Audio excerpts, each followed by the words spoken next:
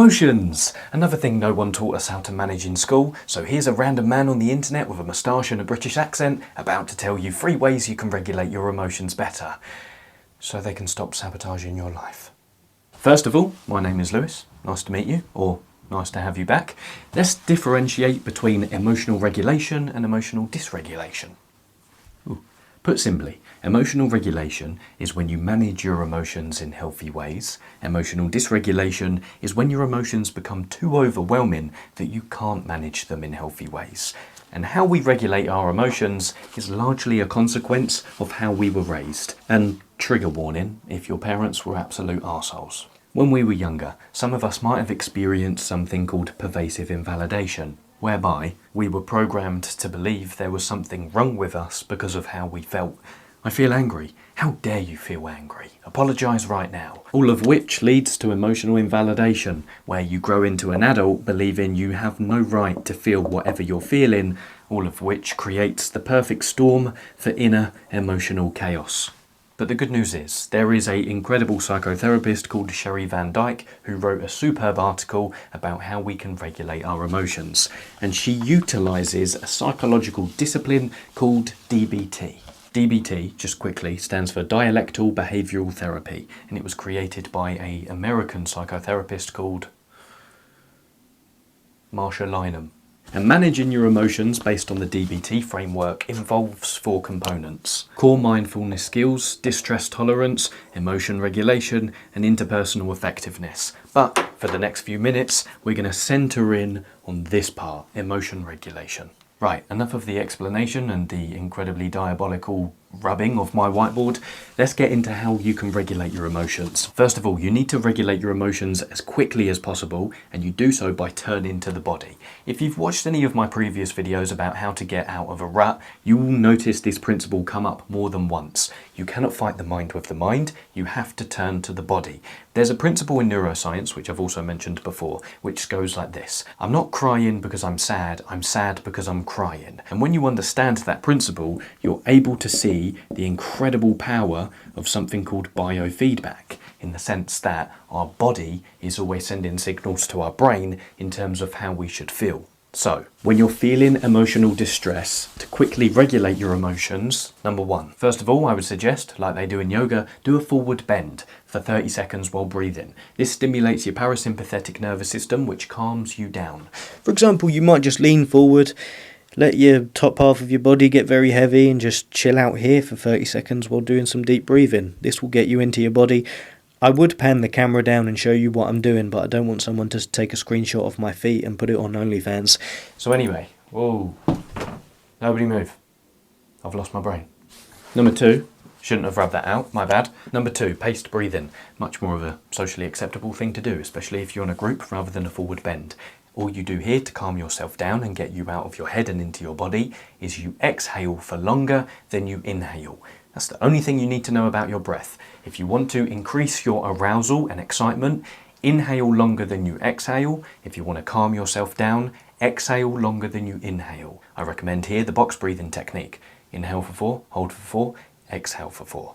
So, those are 2 things you can do. By the way, get creative, do whatever other ones you want to do. But the only thing is with these, they quickly regulate your emotions, but if you don't change your environment after you do these things, the emotion will come back with intensity. So, here are the 3 ways we can avoid this. Number 1, build your awareness of your emotions. As Dan Siegel says, if you cannot name it, you cannot tame it. If there is one thing I want you to get from this video, it's that you can decrease the emotional intensity you feel by accurately labeling the emotion. Emotions fall into 4 basic categories: mad, sad, glad, and afraid. Of course, these are very basic labels, and like we just covered, the more accuracy you give to your labeling, the more of a chance you stand at decreasing the emotional intensity. So, to give you an analogy for labeling your emotions, as the renowned neuroscientists Andrew Huberman and Lisa Feldman Barrett highlighted in their podcast, which I'll link in the description, as well as the article I mentioned earlier, check them out if you want to go deeper. Brilliant. Now I have to draw a library. Think about your emotions just like a library. Now, if you walk into a library searching for a particular book, but you don't know the category of the book and you don't know what section it's going to be in, you're not going to be able to find the book and you won't be able to learn the lessons from the book. It's the same when we use broad, generalizable categories for our emotions. When you say, for your labeling, I feel bad, it's just like searching for a book within the whole library. However, the more specific you're able to be with your emotions, for example, I feel vulnerable rather than I feel bad, it's the difference between looking for the emotion amongst the whole library and looking for the emotion amongst a single bookshelf. Now, the second reason why this is important, as well as labeling emotions decreases emotional intensity, is because when we label with accuracy, we outline what steps of action we need to take in order to regulate this emotion. But it's not just important to label emotions, it's also crucial to outline the sequence of events that came before you feel in this particular thing. To do so, here are some questions you can interrogate yourself with. What was the prompting event or trigger for the feeling? What were you reacting to? Note though, don't judge whether your response was right or wrong, just be descriptive. Number 2, what were your thoughts about the situation? How did you interpret what was happening? Did you notice yourself judging, jumping to conclusions or making assumptions? Number 3, what did you notice in your body? Tension? Tightness? Did your breathing change in any way? Did you feel a change in temperature? 3 more. We do love a bit of introspection, don't we? What was your body doing? Pay attention to your body language, facial expressions, and your gestures. What urges arose? Did you want to yell or throw things? Did you want to avoid eye contact? Maybe did you want to escape the situation? And finally, what were your actions? Did you act on any of the urges? Did you do anything else instead? Remember, the point of these questions is to gather an understanding, not a judgment. Point number 2, to regulate your emotions, validate your emotions. Emotions are neither good nor bad, they just are. But usually we propel ourselves further into the emotional spiral by interpreting our emotions. So here's the golden rule. Whatever you're feeling is what you should be feeling given the circumstances. Now, when I say validate your emotions, I don't mean you like the emotion and I don't mean you want it to stay. It just means you accept your emotion and you unpack the judgments you have around it. Side note, when you're validating your emotions, the best frame of reference I could give you is to validate your emotions as if you're validating the emotions of a small child. I know we hear that a lot. Treat yourself like your own best friend or like you would a child. The reason why a lot of people say that is because it works. But going deeper into how you can validate your own emotions, here's a 4-point framework on how to do so. I feel angry. It's okay that I feel angry right now. It makes sense that I feel angry right now because, then add your reason. And if you want to take this one step further, it makes sense that I have problems with my temper because of how I grew up. Now, be careful with this last part, because you don't want to deflect responsibility for how you feel. Still take responsibility for how you feel, but this last part will give you a better understanding as to why you deal with situations in a certain emotional way. Validation is hard. Let's just get that out of the way. It is hard because our self-talk is so automatic and habitual. So one way you can, quote unquote, game the system is use this framework. Obviously you can take the word angry out because you're going to feel different things at different times. So write this framework down on a flashcard and keep it in your back pocket at all times, because in those moments of emotional distress, you'll stand a better chance at regulating your emotion with this framework. We've been speaking a lot about judgment throughout this video and how it wreaks havoc on our ability to regulate our emotions. So just to illustrate this 1 point further, we're going to do a little experiment. Just to preface the experiment, we judge things all of the time because it's quick, it's easy, and it puts things into neat categories in our mind and it outlines what we need to do in a given situation. As Carl Jung said, thinking is incredibly hard, hence most people judge. But judgment makes our emotions more intense. So, on to the experiment. Where did that come from? Take a moment and say this sentence to yourself in your head. I'm lazy. Go on, say it to yourself. Now notice. Where did you feel that in your body? Did it feel cold? Did it feel warm? Did you notice any emotional distress arise within you? My guess it likely would have sparked some emotional distress, but if it didn't, don't worry, it just means those words might not resonate with you that deeply. Now I want you to replace that sentence with this. For the sake of the experiment, read it off the board to yourself in your head.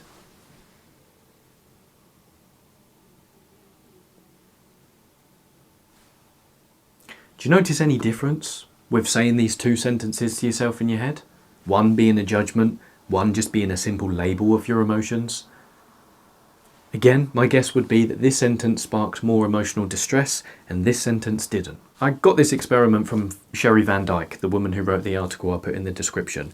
And what it attempts to do is give you a visceral feeling of how your judgments spark you further into an emotional spiral. Okay, let's cover a cognitive visual representation of this.